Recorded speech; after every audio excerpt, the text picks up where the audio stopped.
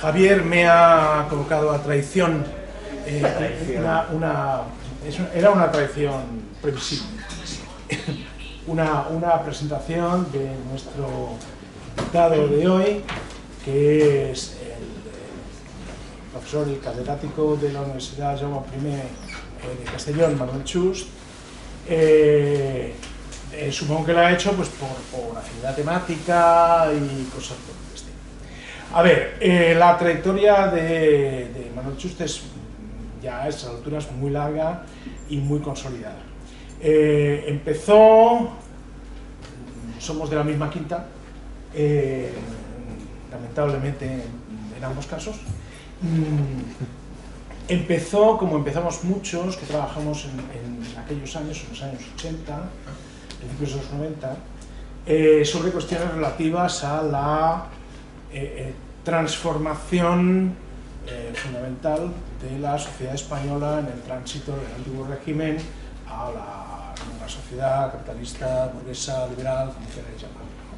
Tiene en eso varios trabajos muy importantes sobre un asunto que va y vuelve en la historiografía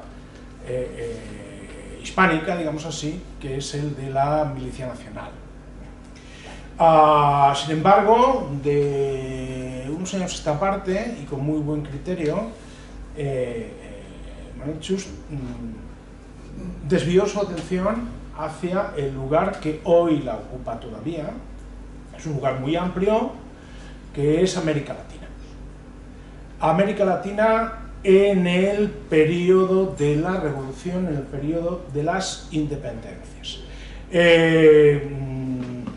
Digo en el periodo de la revolución, en el periodo de las independencias, porque, a mi juicio, y al de muchos, una de las principales aportaciones de Manuel Chust en ese campo ha sido vincular estrechamente ambas cosas. A entender el proceso emancipador, y creo que en buena medida en su intervención de hoy irá por ahí, entender el proceso emancipador como una parte de un ciclo revolucionario muy amplio que se desarrolla en ambas orillas del Atlántico.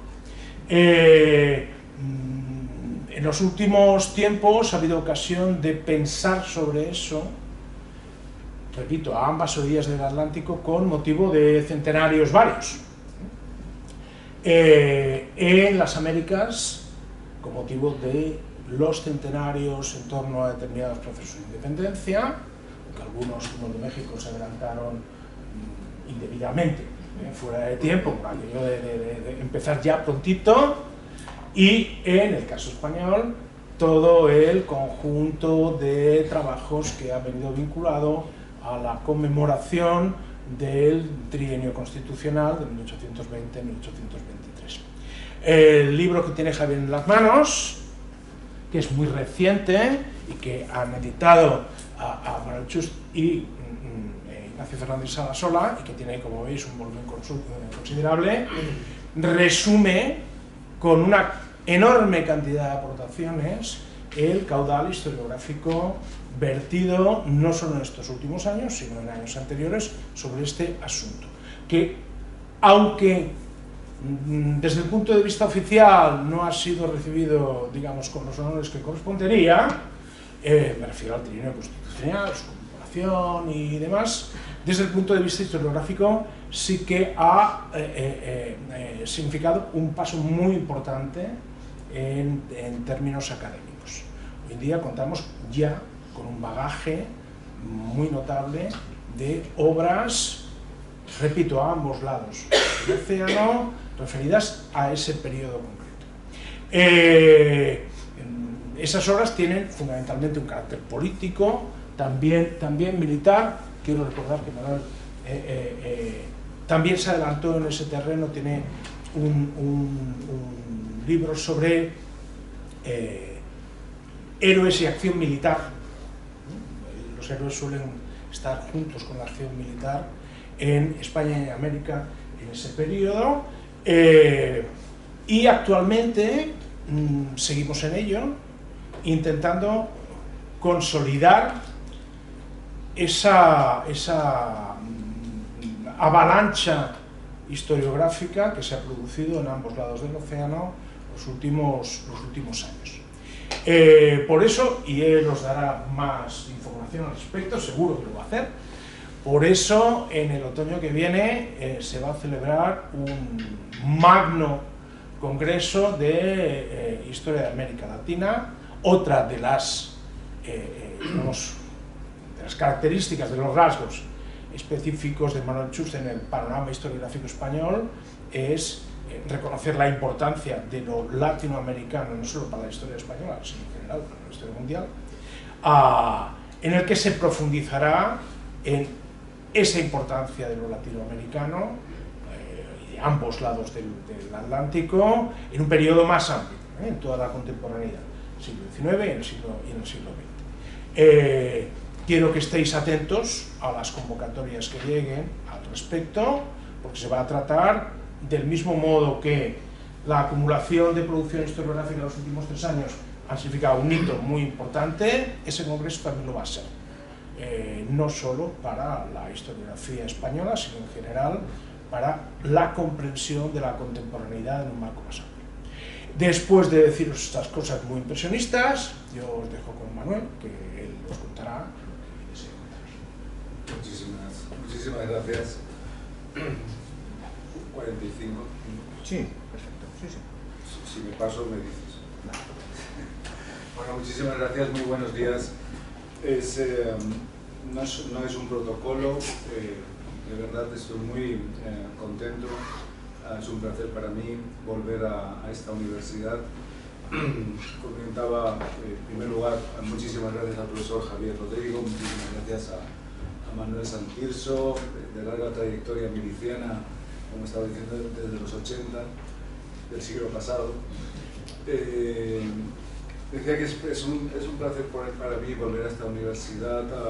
Creo que la última vez que fue en 2008, en el contexto del bicentenario de 1808, y en un congreso que organizaron los profesores de este departamento, Lluís Roura y Antoni Moliner, recordado Antoni Moliner, y evidentemente el contexto en donde también estaba otra gran profesora de este departamento como Irene Castells. Yo vengo con un medio puzzle, entonces, para exponeros algo que efectivamente, como estaba planteando Manuel, llevo trabajando pues, algún tiempo. Y no solamente es las independencias iberoamericanas como un proceso revolucionario y los apellidos seguirán siendo polémicos, qué tipo de proceso revolucionario, liberal, burgués, en aquellos debates de los finales de los, para España, para finales de los, no finales, de los 70 y los 80, y aquí se acabó, sobre la revolución burguesa en España, o la transición del feudalismo al capitalismo en Europa. Se produjo un debate paralelo que creo que llegó muy poco a España, o incluso también en Europa, pero con una significación altísimamente, a niveles intelectuales, a niveles historiográficos, similares, podríamos decir, a niveles ideológicos, políticos, de compromiso social, e incluso político, e incluso armado, no tuvo parangón. Y eso es lo que voy a intentar trasladaros.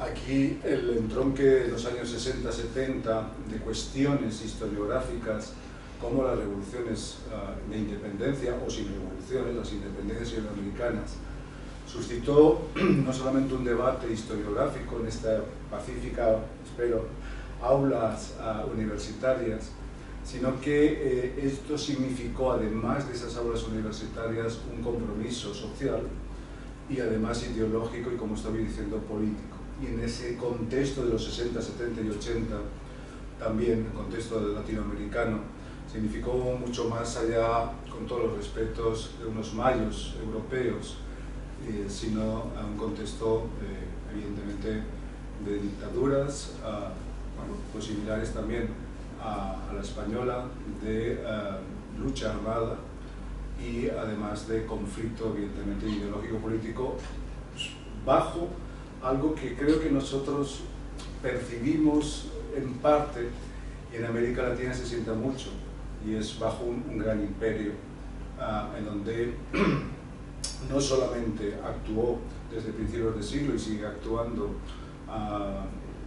ideológica y políticamente, sino también de unos niveles, vamos a llamar, de cultura muy amplias que se perciben. No sé si aquí se percibe tanto como se puede percibir en América Latina. En ese sentido, plantearos que el problema de la revolución a niveles historiográficos, y en este caso como estaba planteando evidentemente Manuel, llegó un momento en que me parecía que no solamente era una cuestión historiográfica. En 2007 un amigo, un colega, un historiador, José Antonio Serrano, y yo publicamos en la editorial iberoamericana Verbuer un libro sobre el debate acerca de las propuestas, de las tesis y diferentes debates historiográficos sobre las independencias iberoamericanas, y arrojaba una serie de conclusiones. Ya en 2007 pues ha pasado un tiempo, pero yo creo que en este caso se pueden plantear.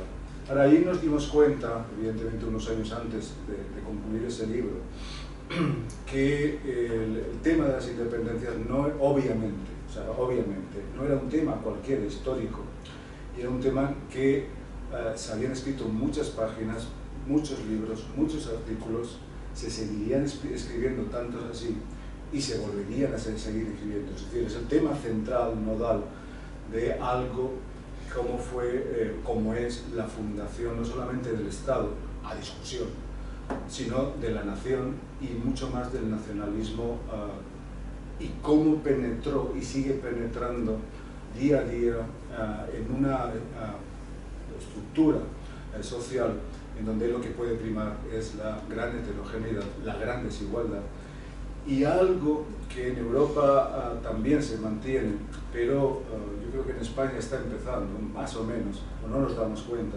y es como una gran diversidad étnica y racial. Y esto marcó mucho los años 60, 70 y 80 por una serie de razones que intentaré explicaros. No sé si empezar por la final, porque a lo mejor es mucho más claro, y los profesores me van a permitir que me dirija a los estudiantes y a las estudiantes. Este es el final de mi exposición, pero creo que lo voy a poner como principio, para ver si es posible que se pueda comprender un poco mejor.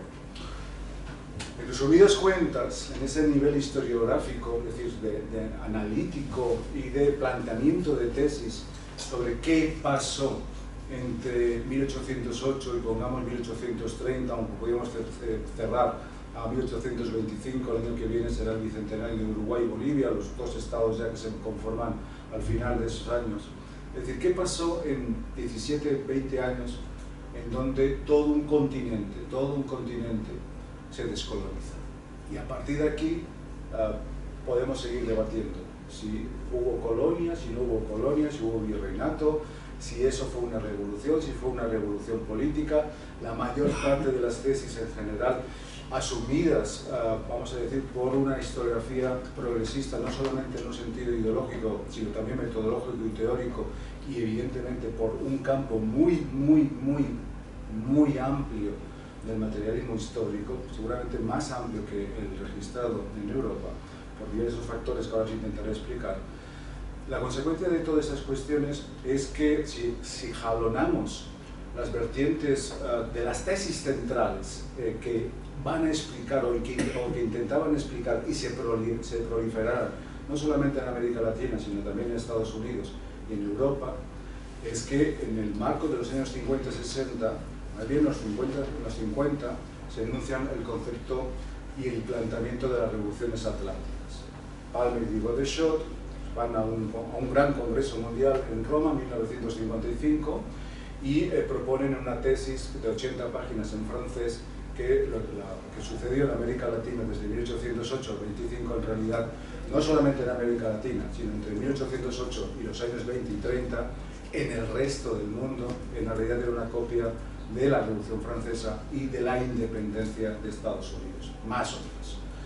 en ese congreso de 1955, hablar de atlantismo pues significaba ser marcadamente, en este caso, una etiqueta muy determinada. Se había fundado en 1949 la OTAN, se había fundado en 1946-47 la historia atlántica por Bailey y todo lo que significaba en este caso.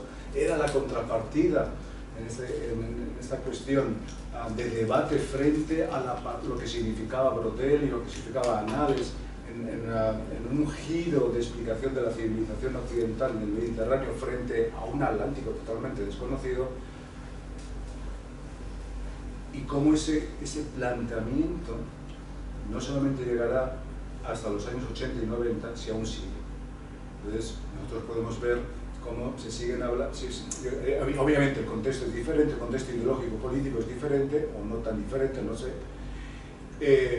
pero siguen habiendo libros planteando sobre las revoluciones de independencia iberoamericanas con el concepto de revoluciones atlánticas, o el mundo atlántico, y una luz. Lo dejaré aquí. En 1973 escribe John Lynch un libro encargado por su maestro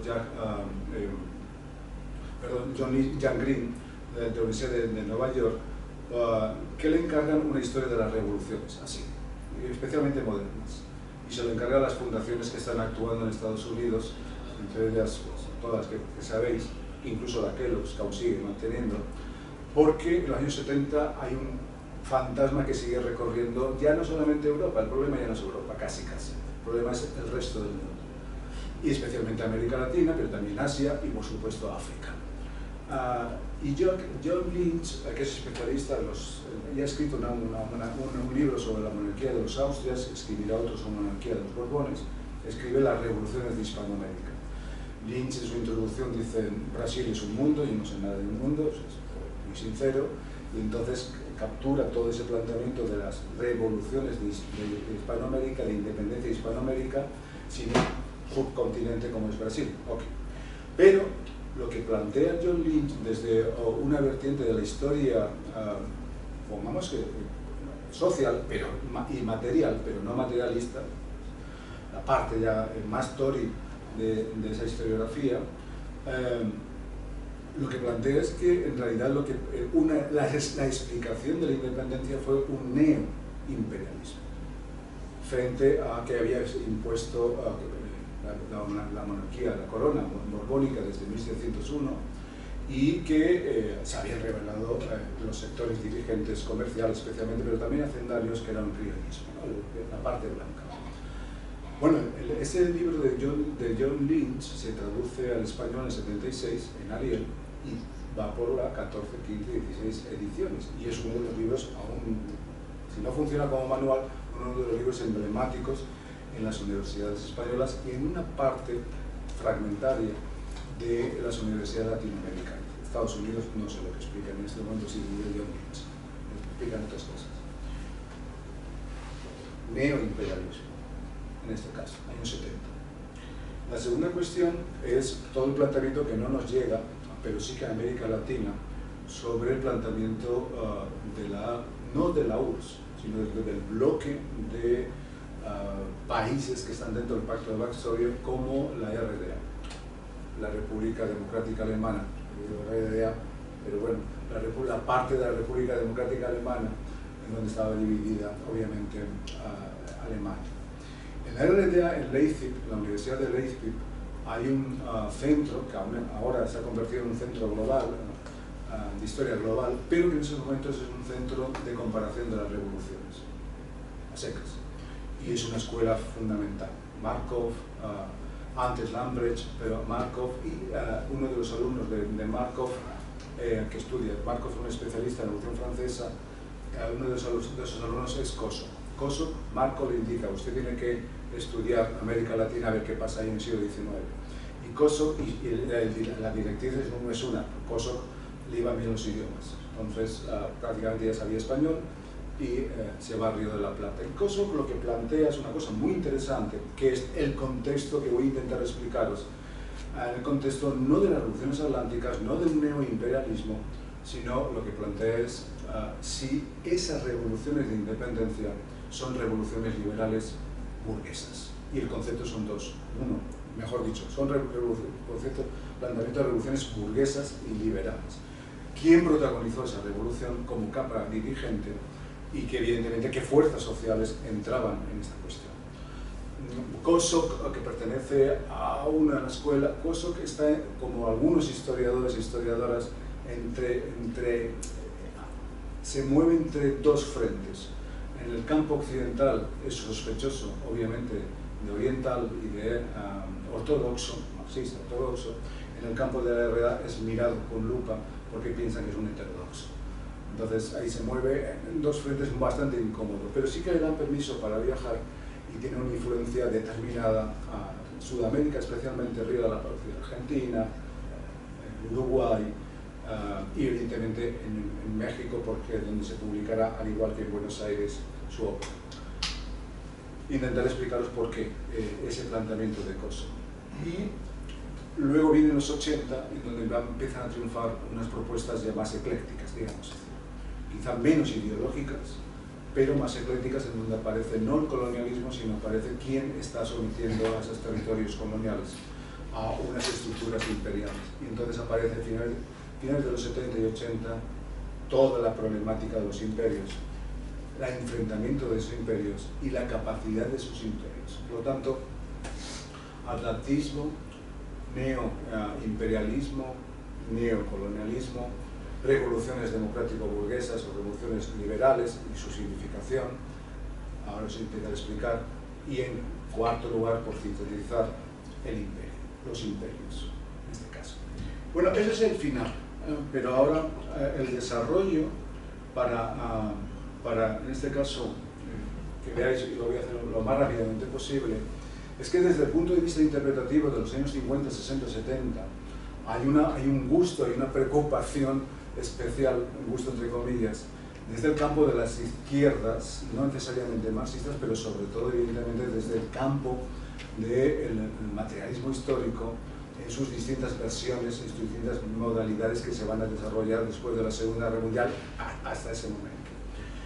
En ese sentido, la pregunta que empiezan a formularse post-Segunda Guerra Mundial en América Latina y desde una vertiente no exógena a América Latina, eso es una gran novedad, sino endógena por América Latina, es decir, por latinoamericanos, es por qué, entre comillas, y me vais a perdonar, demonios, América Latina es subdesarrollada.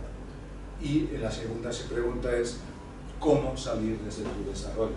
Y a partir de aquí hay toda una introspección, os podría decir muy directa, a interrogar a la historia y que la historia sea dictaminadora de estrategias, no solamente académicas, quizás es lo de menos, sí, después fue lo demás, sino dictaminar cuestiones de estrategias políticas e incluso dentro de las estrategias políticas, si vale la pena, desde el punto de vista de viabilidad y de realismo, dar el paso a la lucha armada. Es decir, el paso no solamente ideológico y político de una confrontación política, sino que además es una cuestión de la lucha armada.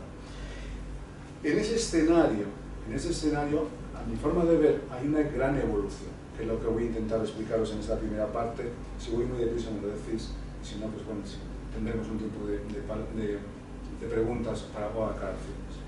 Si nosotros vemos los aspectos factuales de esas revoluciones hasta la Segunda Guerra Mundial, no es que haya un peso de Europa, sino que todos, y pocas todas, los teóricos, los ideólogos, más los acontecimientos factuales se han producido en Europa, en este caso.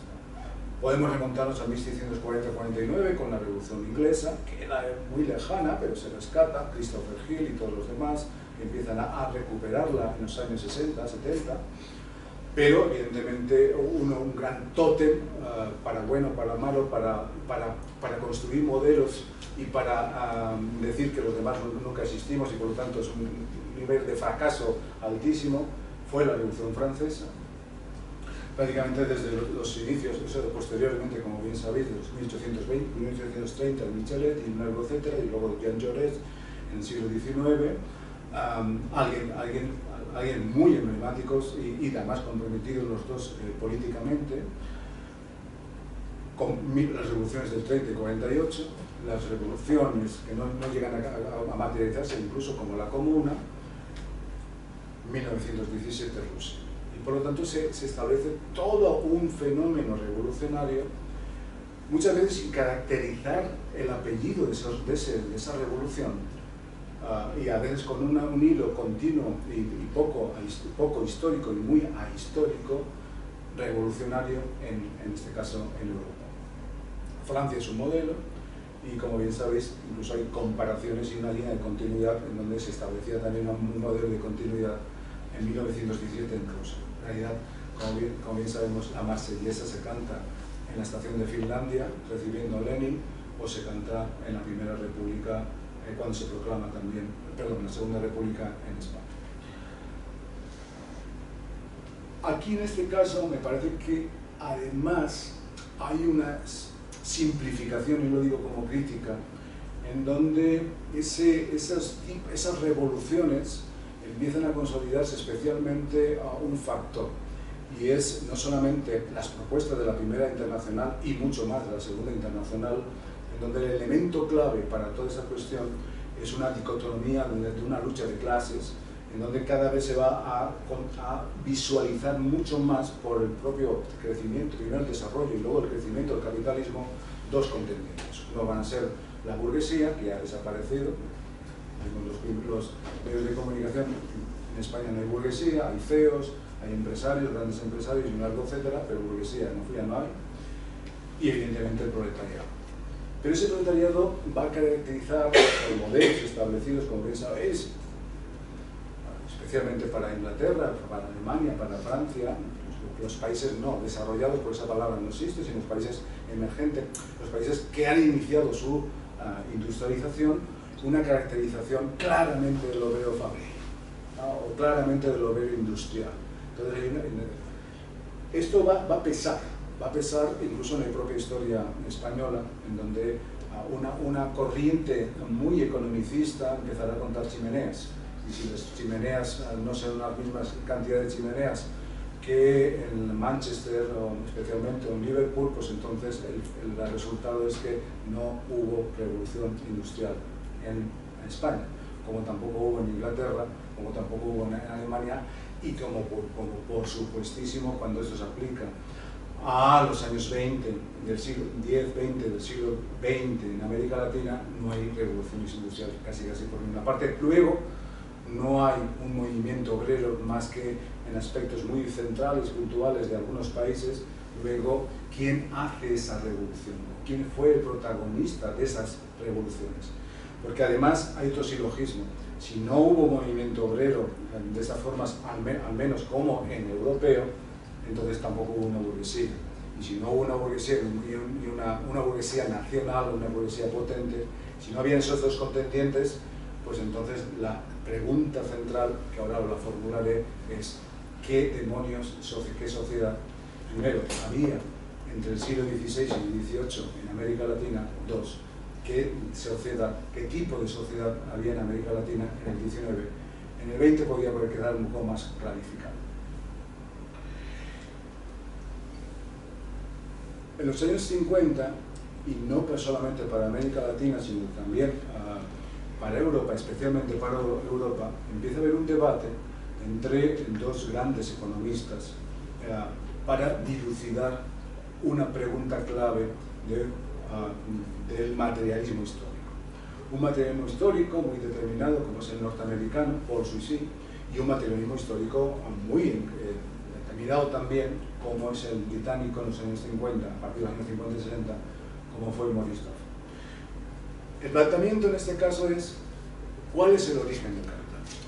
Y, por sintetizar, el origen, hay dos vías muy claras. Dow plantea diciendo, si no hay un desarrollo de la producción y por lo tanto un cambio en el sistema de producción, no va a poder ver una determinada propietario de los medios de producción, burguesía, y no se van a desarrollar, en este caso, los sistemas de mano de obra como el proletariado.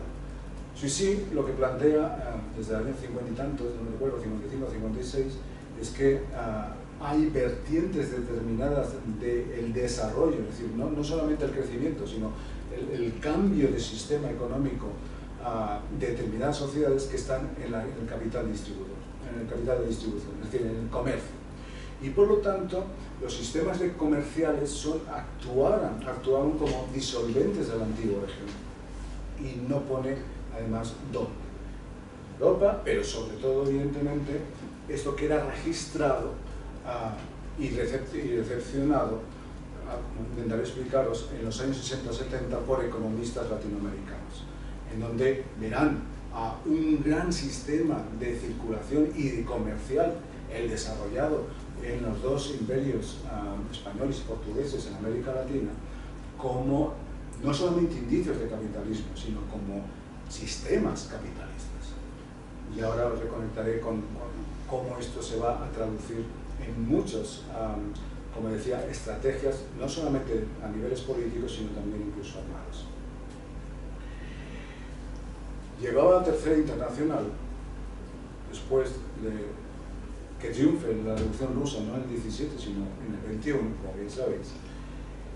Y la Tercera Internacional se convierte a partir del año 25-26, en sus congresos del 28 y 29, en un planteamiento de partido comunista mundial. Es el Partido Comunista de la URSS y las fundaciones de los determinados partidos comunistas en Europa también llegan en Estados Unidos, más tardíamente, pero llegan en los años 40-50, años 30, y en América Latina también. El planteamiento de la Tercera Internacional es que tiene que haber una revolución mundial y eso tiene que comandar los partidos comunistas, entre otras cosas. Aquí hay un salto cualitativo, porque mientras que la Segunda Internacional, aunque se registran algunos aspectos sobre el colonialismo, que ha escrito Marx, especialmente, hay un problema, y es que los ideólogos centrales de la Segunda Internacional son alemanes, y el ideólogo que muere en 88, como bien sabéis, también son alemanes, pero buena parte del núcleo central de la Segunda Internacional sigue siendo también británico. A finales del siglo XIX hay dos colonias notables que el planteamiento colonial para la Segunda Internacional resulta, entre otras cosas, ciertamente un tanto incómodo. Uno es Irlanda, que pertenece a Gran Bretaña como colonia. La segunda es la India, en donde hay planteamientos ya que también pertenecen a Inglaterra. Hay planteamientos ya de descolonización y ver cómo se puede descolonizar. Pero quien aborda la cuestión de la descolonización es la Tercera Internacional de una forma directa. Ahora bien, mientras que la Tercera Internacional plantea delegados para Europa de una forma taxativa, prácticamente por países, para América Latina hay solamente un delegado, dos delegados. Un camarada que es finlandés y el segundo camarada es chino. Y son los que hacen la exponencia en el Congreso del 28 acerca de cuál es la estrategia para América Latina para llegar al socialismo. No quiero decir que el camarada finlandés tenga mucha idea de América Latina o el camarada chino, sino que aún no llega a una realidad particularizada en el caso de que pensar en una revolución de América Latina sea una cuestión particularizada y no sectorializada.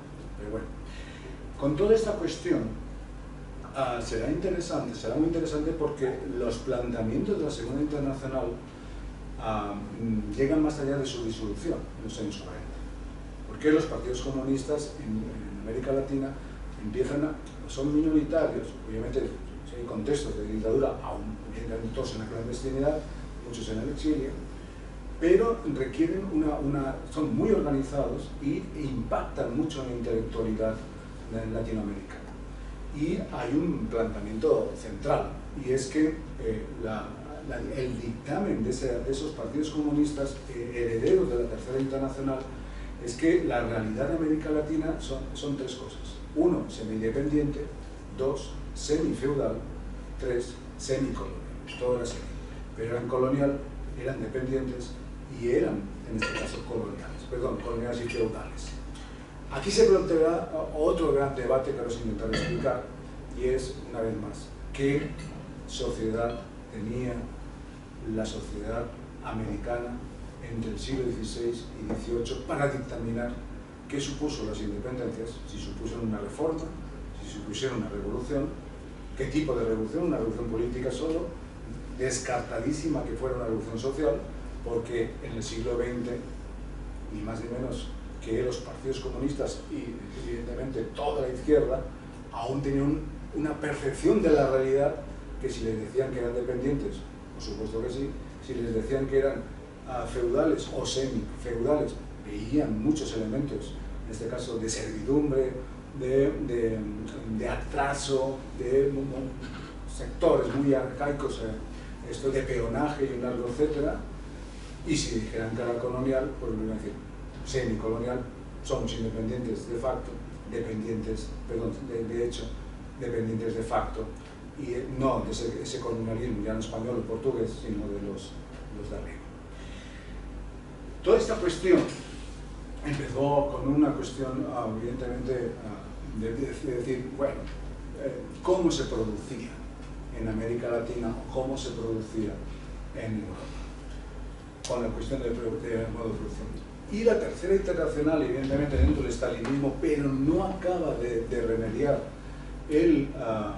los años 50-60 post-estalinistas para los partidos comunistas, establecen algo que se inventa Stalin, y es famoso aquello de una sucesión ordenada y relativa de los modos de producir. Pero no dicen dónde, no hacía falta. La visión en este caso sigue siendo muy eurocéntrica, 1946, 1947, 1948, hasta 1949, en donde el salto mortal que se había que hacer, y la pregunta tenía mucho sentido. Si América Latina era colonial, había que pasar por el capitalismo para llegar al socialismo. Si América Latina era capitalista, siglo XVI, XIX, XVIII, pues estaba mucho más cerca del socialismo, porque era un sistema ordenado de modos de producción que había que establecer. Solo que, como ahora veréis, en este caso, ya no solamente post-Stalin, se muere en el 53, y viene toda una reforma, apertura, etcétera, etcétera, desde la propia URSS, sino que, casualidad, en el 53,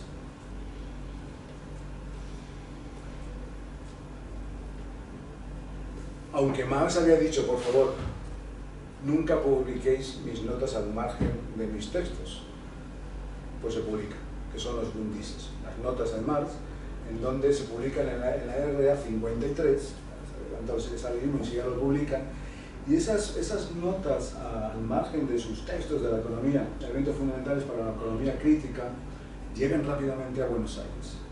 Hay dos grandes polos de publicación, siguen siéndolos, aunque Argentina vuelve jamás al lado de que la crisis, no me río por nada, sino que es que Argentina está en crisis, no, es en su estado normal, pero hay dos grandes polos de grandes editoriales con perspectiva continental latinoamericana. Uno es Buenos Aires, otro es Ciudad de México, y siguen siendo, desde los años 50 y 60. Es decir, son editoriales que pensaron que había que plantear y publicar cosas continentalmente. Y decir, ¿no lo usual? No, no lo usual. La mayor parte de todas las demás editoriales, salvo excepciones y puntualmente, lo que piensan es en algo que ganó desde 1830, y es la nación, el nacionalismo, y pensar en claves nacionales. Hasta tal punto que nosotros desde aquí podemos pensar que hay un continente latinoamericano de hermandad, pues hasta aquí. Otra cosa es vivir allí y pensarlos aquí, en este caso. Un internacionalismo, sí que ha habido momentos que sí y otros momentos, pero lo que prima en Latinoamérica, y no voy a decir lo contrario, sigue siendo un nacionalismo de cada país en general.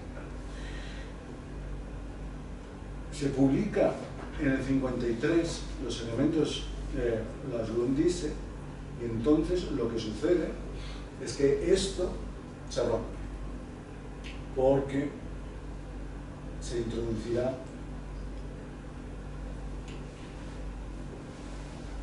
en sus notas que entre el comunismo primitivo, la sociedad primitiva, y la sociedad antigua, la sociedad feudal, hay un modo de producción asiático. Y ahí empezamos con otro gran debate, que ahora os intentaré explicar un por qué, al margen de la parte de teoría, fue importante para explicar determinadas revoluciones y para explicar también la presencia de los campesinos como fuerza revolucionaria. En esta cuestión, en un mapa antes de la Segunda Guerra Mundial, de los imperios coloniales estaban muy centralizados, antes de la Primera Guerra Mundial. Pero surgen en los años 20, 30, 40, imperios outsiders, en este caso. Imperios outsiders para el establishment de los imperios. Unos ya destruidos y decadentes, portugués y español, principios de los años del siglo XX. Por supuesto, el gran imperio británico, además territorial desde 1663, aparte de los enclaves, imperio francés, se suma Bélgica, como bien sabéis, se llama Nederland, suma también Holanda, se suma fragmentariamente Alemania, se suma fragmentariamente, pero más o menos homogéneos, Italia, y en los años 20 se suma alguien que no es europeo, porque el otro, que es norteamericano, se suma tímidamente, 1898, no tímidamente, sino se suma 1898, Cuba, diciendo que ellos no son, Centroamérica, desde 1905 a 1920, invasión de Guatemala, Nicaragua. Sube aquí con el big stick, con la diplomacia del dólar, pero se suma aquí. Pero se suma un imperio asiático. Y entonces el imperio asiático no es que le dispute la primacía a estos imperios solamente occidentales, sino que se le empieza a preocupar a su estrategia general sobre el Pacífico de los Estados Unidos, sin que en ese momento se intervenga, como bien sabemos. La invasión de China, una parte de Manchuria, Japón se expande, ya ha dicho en Port Arthur 1905 a los rusos que tenemos una buena marina, pero se suma también la Italia fascista de los años 20 y 30 y se suma a Alemania, conquistando además no territorios coloniales extraeuropeos, sino, como bien sabéis, intentando crear un imperio en la propia Europa. Y eso es una de las grandes, entre comillas, novedades: Primera Guerra Mundial, Segunda Guerra Mundial. El resultado de estos planteamientos imperiales, ¿no?, de 1945, el imperio alemán es borrado y derrotado, y el imperio japonés también.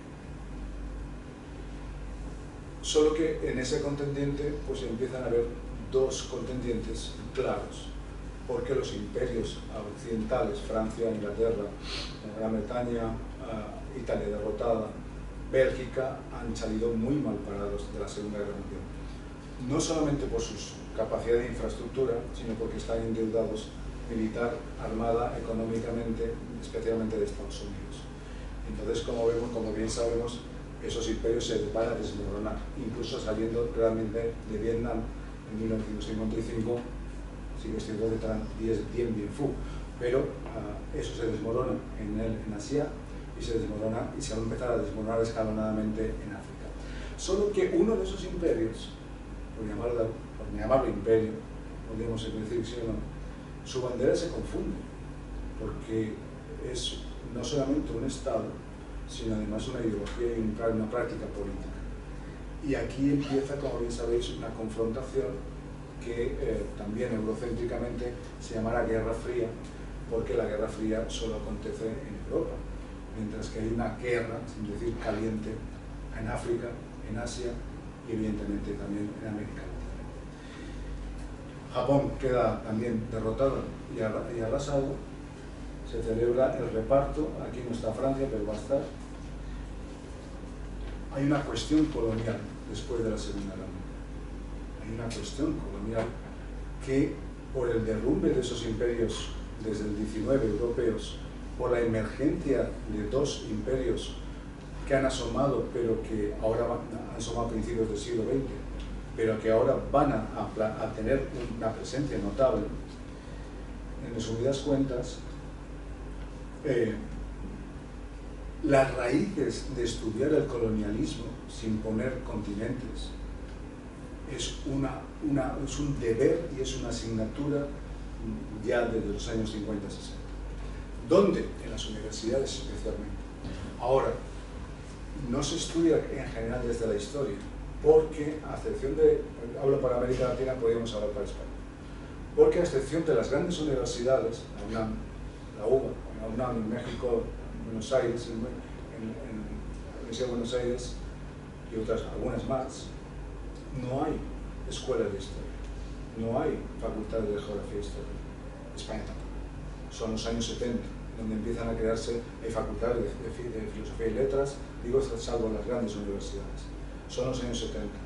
Entonces, el dictamen de la respuesta histórica a cuáles son los orígenes del colonialismo, las van a dar unas potentes y renovadísimas ciencias sociales. No solamente en Estados Unidos, en parte de su origen, también en Europa, pero sobre todo en América Latina. Y ahí es donde hay un cambio cualitativo y universitario. Son científicos sociales, muchos sociólogos, muchos economistas, también politólogos, pero latinoamericanos. Y no necesariamente formados en Europa, algunos sí, otros no, ni tampoco en Estados Unidos. Se han formado en Latinoamérica con un pensamiento latinoamericano. Y pensar, eso es importante. En esta parte sí. En esta parte sí, porque no solamente porque constituye una novedad, sino porque dan una explicación endógena al problema y no exógena, en este caso como en los años 50, 70, en donde toda la problemática colonial para América Latina, podríamos poner otros continentes, pero para América Latina le viene dado de fuera, exógenamente, de causalidades exógenas y no de explicaciones endógenas. Marshall, para Europa, me quedo aquí, bueno, para los países que dicen que son democráticos, como todos los países democráticos en Europa, y un sociólogo francés empieza a trazar, como los franceses saben conceptualizar y sobre todo vender el producto, cuál es el panorama mundial en esos momentos. Y entonces, Subitia en 1952 tiene un trabajo diciendo que en realidad el mundo está dividido en tres. Primer mundo, segundo mundo que nunca, prácticamente un fantasma que nunca se nombró, segundo mundo, y efectivamente el tercer mundo. Y lo hace y lo explica en función del modelo francés de antiguo régimen. Había un primer estado, un segundo estado y un tercer estado. A la pregunta, no sé si la contestó, de la base Yes de 1789, que es el tercer estado, pues Ogui dice, pues todo lo que no es primero y segundo. El segundo son los países socialistas, que los califica al margen, en este caso, de cualquier parámetro, no solamente sociológico, sino econométrico.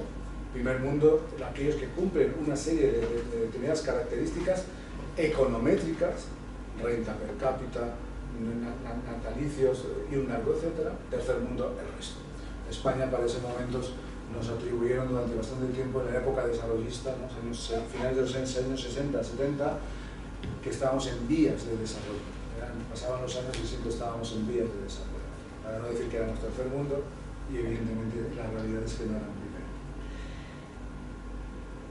1949, lo que sucede es que esa hegemonía de plantear revoluciones y de cuestiones revolucionarias, tanto ideológicas como teóricas, se agota. Porque al igual que pasó en 1917 con Rusia, diciendo cómo una revolución en Rusia, la Segunda Internacional estaba segurísima que la siguiente revolución se iba a dar en Estados Unidos, como bien sabéis. ¿Cómo es posible que en Rusia, además es una sociedad autócrata, es una sociedad absolutista y un largo etcétera, pues en 1949 pasa exactamente lo mismo? ¿Cómo es posible China, aunque tenga 20 años ya de guerrillas comunistas, que hacen frente a los japoneses? Y China ya no solamente son los planteamientos del maoísmo y de Mao Zedong, sino el problema, la cuestión de China es que rompe los esquemas, no solamente de la izquierda, sino del materialismo histórico en parte y del aspecto central. Porque se supone que el campesino no era una fuerza revolucionaria, y en segundo lugar el campesino con el desarrollo del capitalismo se iba a distinguir, como pasaba o como empezaba a pasar en Europa occidental, pero no en el resto del mundo. China rompe y entonces descentraliza absolutamente el foco de atención y además inmediatamente después de la Segunda Guerra Mundial, 45-49. Y es Asia el elemento central, el foco central. 1949 no fue gratuito que en 1953, estoy segurísimo, evidentemente porque se muere Stalin y etcétera, pero aparezca un planteamiento liberador que para llegar al socialismo no hace falta pasar por el feudalismo o el capitalismo, sino que hay un modo de producción asiático en donde esas sociedades asiáticas o de grandes obras públicas, de una jerarquía determinada y sobre todo de una población campesina, pueden llegar al socialismo, porque la caracterización de si el campesinado es una fuerza revolucionaria o no, la propia realidad, en este caso ni más ni menos que en China, está demostrando que sí, pero no una fuerza revolucionaria anti-liberal, lo que sea, capitalista o que sea, sino una fuerza revolucionaria pro-socialista o socialista. En ese contexto es interesante hacer un estudio cómo en los años 50 tarda un poco, pero en los años 60, cuando empieza a plantearse, especialmente desde algunos estudios en América Latina, hay un desembarco de antropólogos, tanto de la escuela de Estados Unidos como de la escuela francesa, porque van a visitar a las comunidades indígenas. Pero hay una puesta en escena del aspecto motriz de los campesinos como fuerza revolucionaria. Y en ese caso, como hay muchos estudios, empiezan a rivalizarse los estudios sobre las independencias, en donde la historia patria más tradicional había descartado desde 1830 sus historias nacionales, que en realidad quien había hecho la revolución e independencia eran los criollos, por supuesto blancos, frente a los realistas españoles. Habían dejado de lado la parte racial, por supuesto habían dejado de lado la mayoritaria población étnica, es decir, las comunidades indígenas. A partir de los años 50, especialmente 60, hay una revalorización en esos sentidos y entonces empiezan a poner el foco en muchos de estos investigadores en vamos a ver si era así o no era así. ¿Cuál es el papel de los campesinos en esa revolución? ¿Cómo se encuadraron? ¿Qué hicieron? ¿Eran todos realistas? ¿Eran todos ya menores de edad? Un sistema, ¿no?, de desclasamiento algorítmicamente. ¿O se habían promovido y se habían protagonizado determinadas rebeliones no necesariamente dirigidas sistemáticamente por una clase criolla / burguesa, sino con un programa político suyo? Otra cosa es el fuera el resultado. Después, en los años 20, o las guerras de exterminio, no solamente de Estados Unidos, sino de Argentina o de Chile, de la población mapuche especialmente. Esa es otra cuestión. Entonces, claro, empieza a haber una revalorización de los estudios, no de historia agraria, aquí sí, sino de quién está protagonizando esa tierra y la lucha por esa tierra desde el siglo XIX, porque en el siglo XX, obviamente, la Revolución Mexicana marca un antes y un después, tierra y libertad, ¿no? Es uno de los lemas del zapatismo. No del neozapatismo como después también, sino del zapatismo. La pregunta vuelve a formularse en los años 50. ¿Qué diantres, qué demonios es nuestra economía? ¿Dónde estamos? ¿Qué economía tenemos? ¿Es un capitalismo heredado dependiente de la colonia? ¿O es, como están planteando también, que siguen planteando, una cuestión semifeudal, semidependiente y semicolonial? Y llega la CEPAL, 1947, es decir, incluso antes, 2 años antes de Chile, incluso 12 años antes de que lleguen los barbudos hipsters, los barbudos verdes. Porque, al igual que hay un plan Marshall para Europa, claramente, de Marshall, que es el jefe de la Fuerza de Estados Unidos en Europa desde 1943, y que en 1946 en Harvard lo nombran honoris causa y dice 3 cosas. 1, la guerra la hemos ganado. 2, la guerra económica la vamos a ganar. 3, la guerra ideológica, 1946, la tenemos perdida. Esa es la que hay que ganar. La ganaron. La ONU crea la CEPAL, el Consejo de Economía Política para América Latina, con los dos de los grandes economistas, vamos a decir, con una perspectiva keynesiana. Es decir, el Estado o el macroestado o quien sea, la ONU debe de intervenir en los estados, porque si no nos vamos a ir hacia el comunismo, en este caso. Y entonces poner al frente de la CEPAL a Previs, argentino, y Celso Furtado. Celso Furtado especialmente, mucho más conocido, que es brasileño, Argentina y Brasil. Queda México, pero bueno, ya han monopolizado especialmente Sudamérica, que es donde va a empezar a vislumbrarse el problema guerrillero, no solamente en Sudamérica, sino 3 años después en Guatemala, en Centroamérica. Toda una playa de objetivos a cumplir, se cumplen o no se cumplen, siguen siendo los objetivos, cada vez hay más objetivos y menos cumplimiento, pero bueno. 1949, 1959, 10 años después, ya no es Asia solo, porque ahí sigue Vietnam. Y primero Corea, 53, y después Vietnam, a partir del 55. Bueno, Vietnam también, con la parte francesa, pero después con la intervención norteamericana. Ahora resulta que es ni siquiera Latinoamérica, sino algo, entre comillas, que está a 100 y pocos millas de Florida. Y eso es otro escenario. Y además, también son en general los campesinos, porque Cuba, como bien sabemos, está instalada desde finales del siglo XIX, en el 98, pero principios de 10, como una gran zona de veraneo, de casinos y narco, etcétera, por los Estados Unidos y de blanqueo. Padrino 3, y altamente recomendable. Pero es Cuba.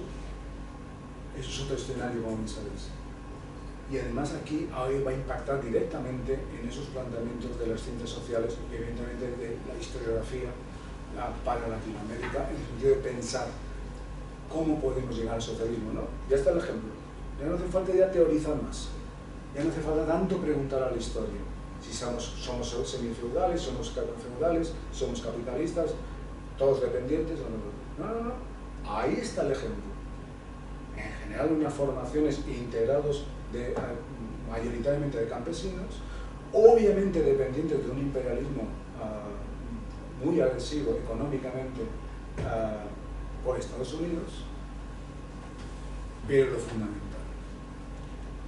Ahí no hay transición, ya no hay pugna, no, se ha intentado en Cuba, pero no hay vía forma. Me refiero a la vía política, es la vía armada. Es la única vía armada, es la única salida para llegar, en este caso, primero a una democracia. Acordaros que desde el 59-62 el frente es un frente de liberación nacional. Después en el 62 es otra cuestión, ¿no? Empieza con, evidentemente, una alineación al Partido Comunista y tal, pero empieza como empiezan todos en los años 50 con la Constitución, con la creación de frentes de liberación nacionales. Nos juntamos todos y liberamos. La respuesta de Kennedy y de Estados Unidos, Alianza para el Progreso. Más dólares, inundemos de dólares y creemos, por ejemplo, Brasil, donde en mitad del Amazonas es un gran negocio, y descentralizamos el Sao Paulo y llevamos su capital ahí, entre otras muchas cosas, o la creación de múltiples parques Kennedy. Casi muchas ciudades de América Latina tienen un parque Kennedy, ¿no? Y en ese contexto, voy terminando, no estoy hablando demasiado, en ese contexto, en el 1949, Ricardo Levene, que es el decano de la Facultad de Derecho de la Universidad de Buenos Aires, tened en cuenta, que es el presidente de la Academia de Historia de Argentina, que después va a ser el presidente de todas las academias de historia de Latinoamérica.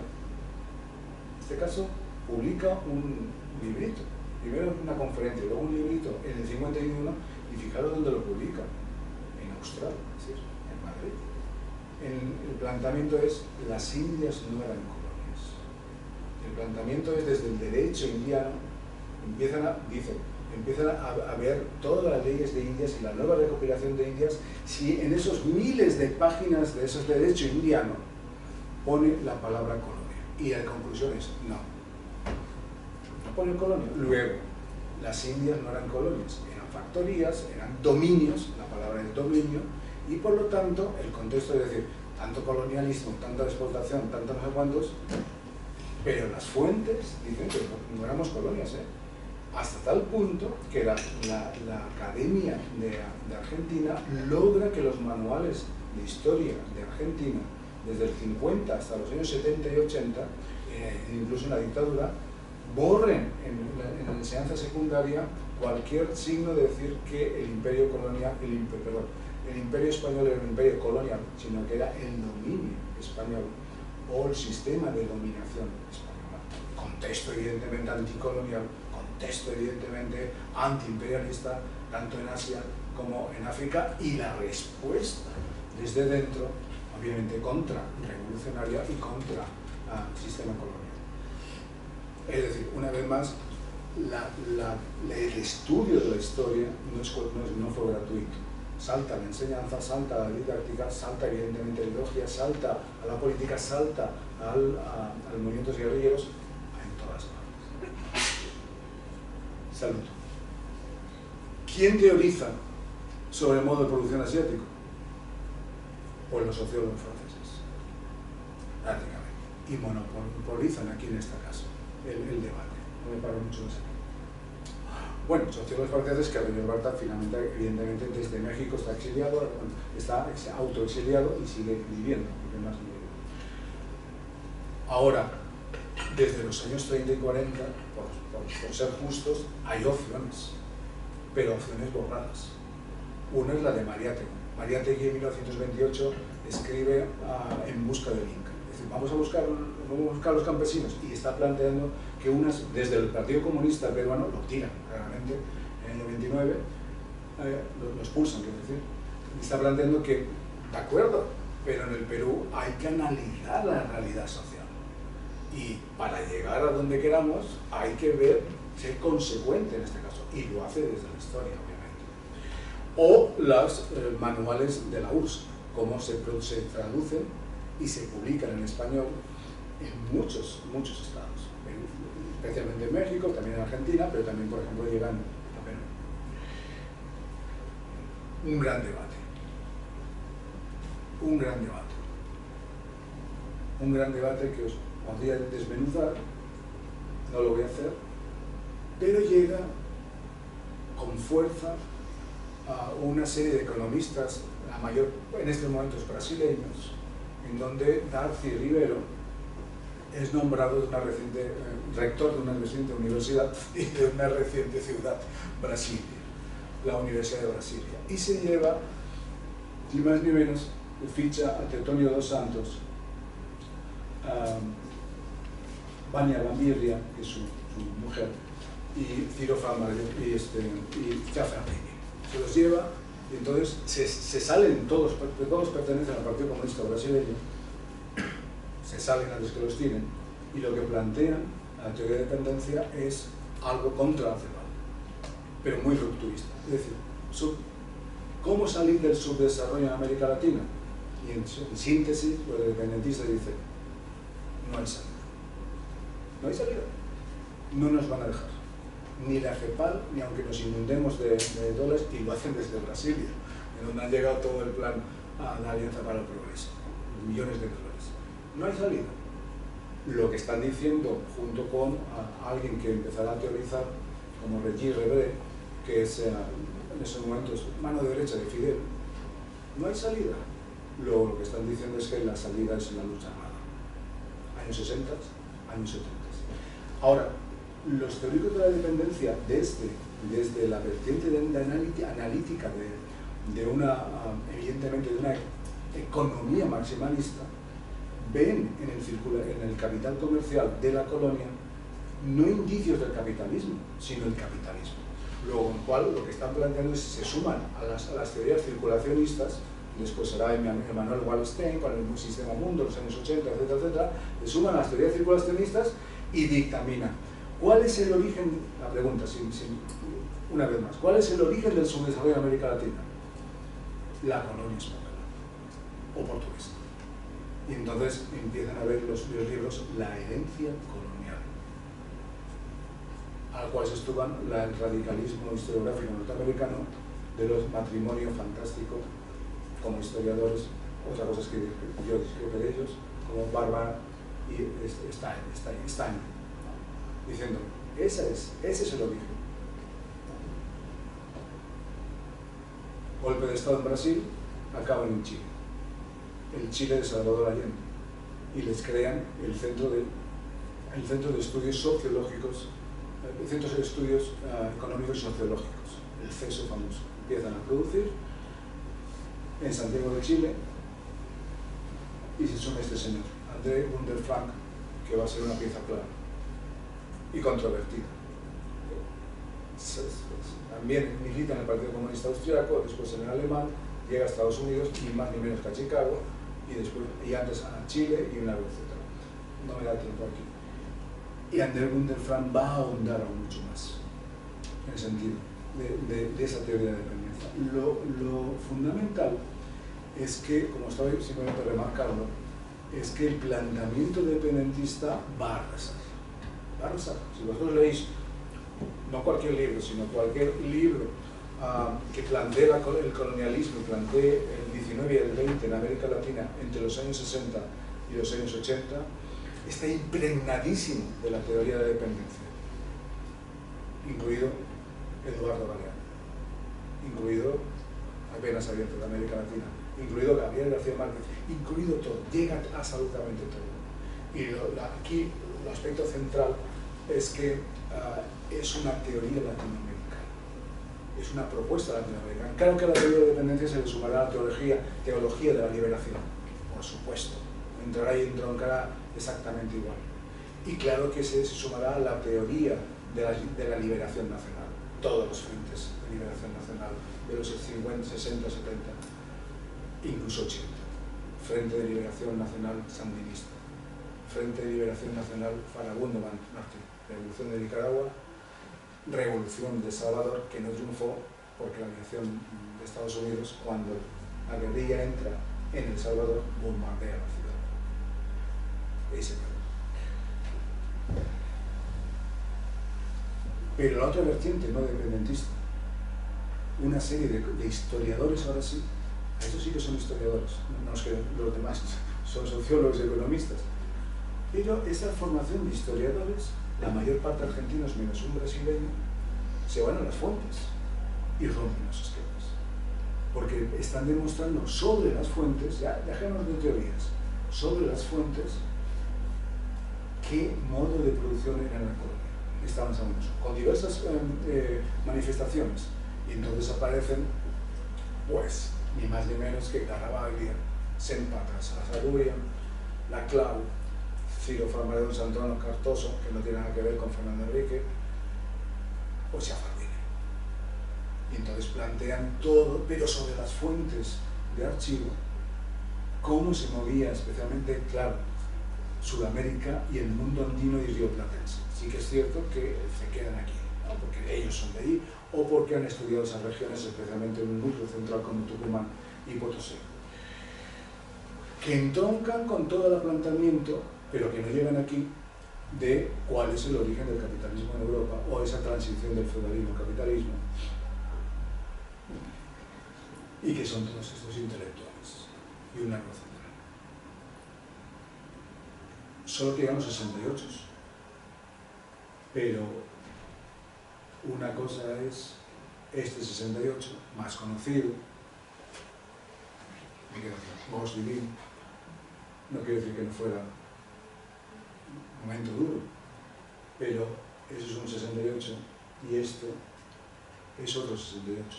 Tlatelolco, pero en América Latina, Tlatelolco aquí, la represión del 68 en México, post-Olimpiadas, primera vez que se celebran unas Olimpiadas en América Latina, o esos 68, o este 68, en el Congo, o estos 70, o estos 73, esto es otra cosa, y esto es América Latina, no es el caso en Europa. Ahora, termino. Todas estas dictaduras lo que hacen es provocar un gran éxito, incluso de editoriales.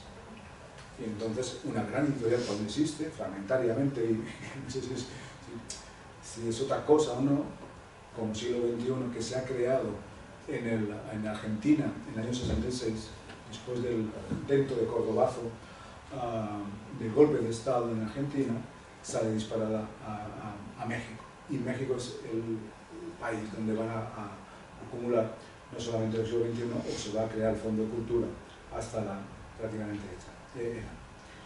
Por no decir la vertiente estructuralista de Althusser, y algo que va a triunfar en los años 70 y 80 con un manual de materialismo histórico que va por su, hace tiempo que ya no, pero fue por su, no sé, 30 y tantas ediciones o 40 años después, porque es de Martha Hennecker, chilena, de un estructuralismo muy claro. Es decir, hay más vertientes, ¿no? Y hay más cuestiones. Ahora, ¿cuál es una conclusión? Todos acabaron en el exilio. Todos acabaron en el exilio. Científicos sociales, historiadores, historiadoras. Y de ahí mi insistencia en que esa fracción de los años 60-80, no solamente el compromiso social, sino estudiar tanto los orígenes coloniales o revolucionarios o las fuerzas revolucionarias, no quiero decir que todos, obviamente, y todas, pero estaban ligadas con el presente tan inmediato y tan social con América Latina. Muchas gracias.